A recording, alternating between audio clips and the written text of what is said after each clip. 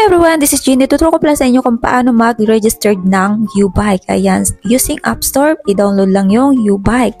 And ayan, yung My Chines Carter, ayan, i-download niyo. Get nyo lang. If using Android, i-download nyo lang.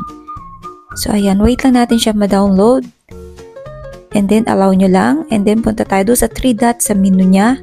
And then, ayan, punta kayo sa login and registered. Tapos, sign up. Basahin nyo lang yan, yung mga member term. And then, accept. Sa ID card, guys, gumamit ako ng ERC card and set ko lang yung location kung saan ako. And then, dito sa card type is 3 yung available dyan. EC card, iPass, scan and go. And then, confirm lang natin, gumamit ako ng iPass. Yung card number is matatagpuan nyo sa likod ng YOYO card. So, 11 digit yun. And finally, registered successfully na nga ako at meron ditong off-net accident insurance. Dapat kayo lang po ang gumamit nito, guys. Ayan, same person para maklaim nyo yung insurance. If ever ma-aksidente lang naman kayo. At dito sa rental information, ayan, meron kayong ditong susundin kung paano nyo makuha yung bike and then paano nyo rin siya isa sa uli. O, diba?